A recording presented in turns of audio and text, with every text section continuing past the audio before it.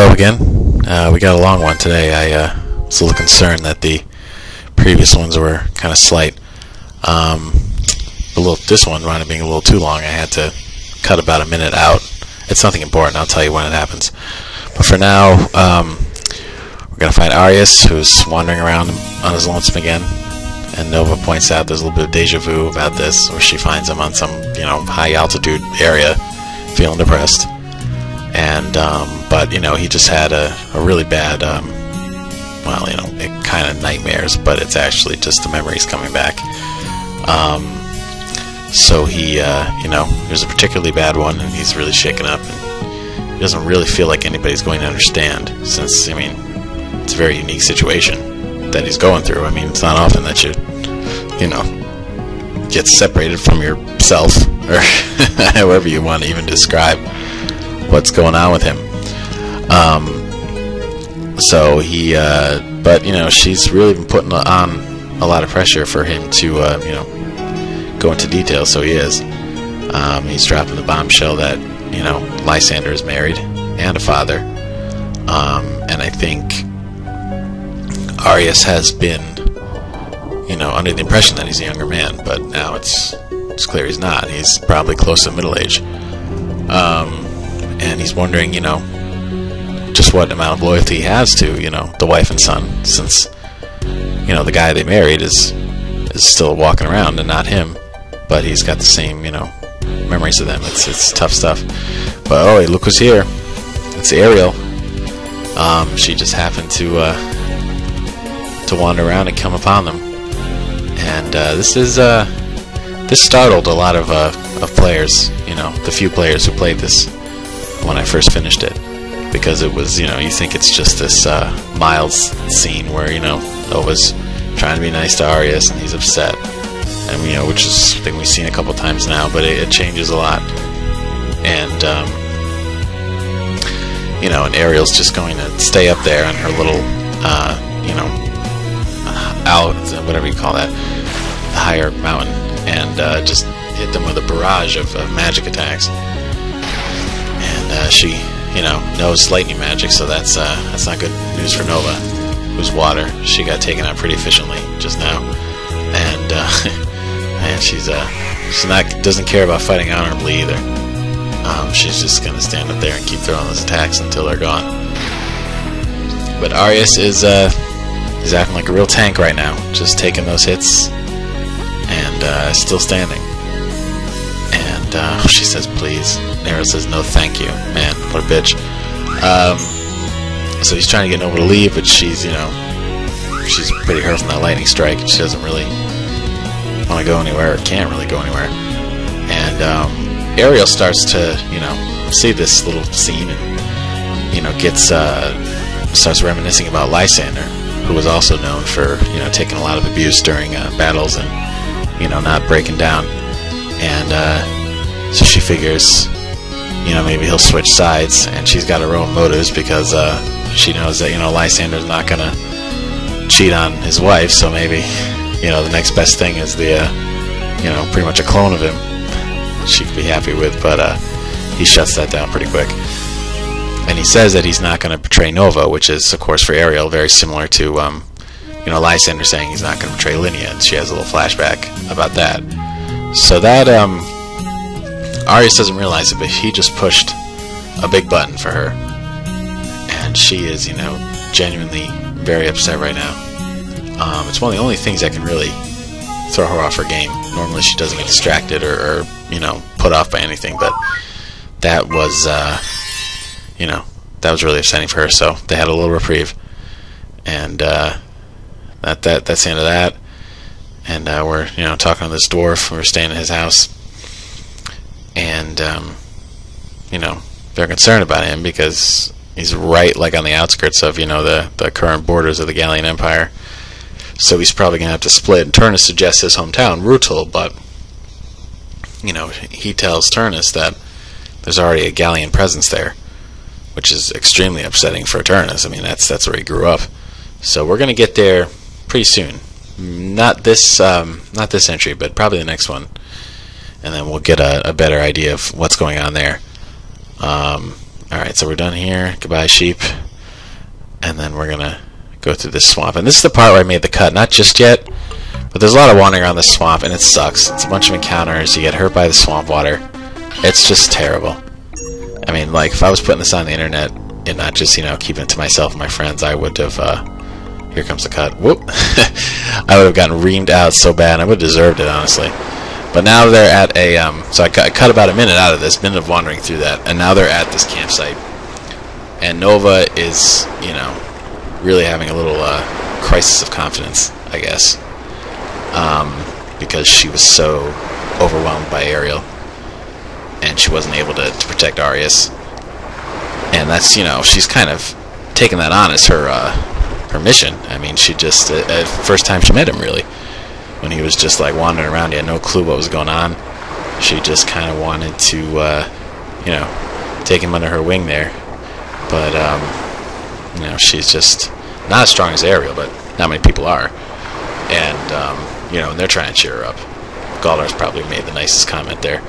But, it's not quite enough. She needs to, you know, other people can't really give you confidence.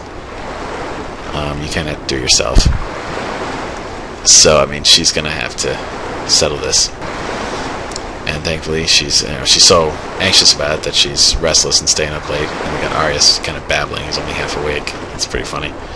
His gibberish is kind of did that phonetically, so it looks all weird. Alright, so now we're going to go just wander in these woods here. Oh, there's Griff. Before I talk to him, I'm going to get whatever this is. You know, first things first. You got to have the right priorities for this sort of thing. Alright, and we're about to bust out some more Nightwish. I know it doesn't feel like that long since last time. But, you know, what can I say? Just loved Nightwish back then. I still do, but this was probably like at the height of my my Nightwish, you know, fanboyism. And this is honestly, this is arguably the least effective sequence with it. I mean, it's still good, I think. It's still fun.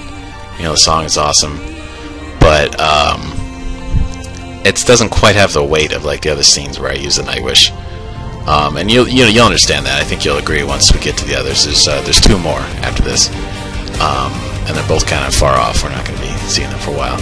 But Nova's been wandering here, and Griff, who's pretty much been you know, watching over her the whole time, you know, is now leading her to a you know, little crisis spot in the woods here. There's this elven family that's getting attacked by, you know, the Empire as they sort of clear out the area. And so she's going to intervene, and she's decided not to go back and get the others. She's got to do it herself. Isn't that nice? You know, I wish every time I was feeling like not confident that something, you know, some opportunity would present itself immediately where I could do something badass and feel better. But that's not quite what happens. I guess that's why we tell these stories, because, you know, that's the only way these situations can happen, because they don't happen in real life. Alright, so let's go fight a few more of these idiots. And this is reasonably hard when you're not, you know, leveled up, like me. But, you know, Nova's still pretty strong by this point, so, I mean, it's not like it was, you know, that tough, but it's just a lot tougher than it is right now. What we got in here? Thunderball. I drop Cure's blindness, which I suppose the boss uses, so I guess that goes up. Alright, so then, yeah, so we're up here, and this is a new antagonist.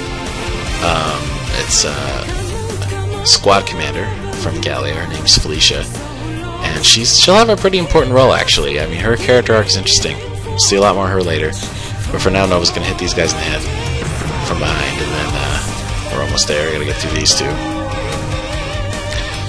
And she's gonna single-handedly rescue this family from these jerks. Yeah. Massive bubbles. Not just bubbles, massive bubbles. Can you imagine that? Alright, so let's save one more time just in case. And then we'll confront these guys. She paralyzes them. And she has a paralysis spell, if that wasn't obvious. Alright, so then she uses a really big water attack and puts out that fire, which is very impressive. She's obviously, you know, very psyched up to be able to pull that off. and now they're gonna fight. I'm kind of drawing this out a little bit because I'm a little afraid that we're gonna finish this before the song finishes, and that's unfortunate. You want to get the full impact of the song, and that's why I right at Master of the Wind, I started anytime I had a song that I really wanted to correspond with the action, I pretty much just made it, all the dialogue was moving on its own. Just totally wrested control away from the player. Ooh, critical hit. I guess I can't totally autopilot this. I gotta be a little careful. But she's probably going down soon. Let's see if we can paralyze her punk ass. Maybe I'll do it. I guess. Do that later. Yeah, there we go. Oh, nice, it worked. I didn't think it was gonna work. Alright, so she's down. Ah, man, there's still a lot of song left, though. Well, at least 1 or 2 more choruses. We'll have to go very slow with these bits of dialogue here. But yeah, I probably shouldn't wait for the entire thing because it's probably another 45 seconds. So I guess we'll have to, say goodbye. Goodbye, Nightwish. See you soon. So yeah, Nova's done well. Family is safe, and Griff will be back shortly to congratulate her. And now that he feels that she's toughened up, he's going to share the story about why he's following her anyway, and why he's sort of training her, I guess. So, like I said, this guy is an actual griffin, but he takes the form of a human to communicate with humans because griffins in their natural state can't speak the human language. So he's telling the story now. He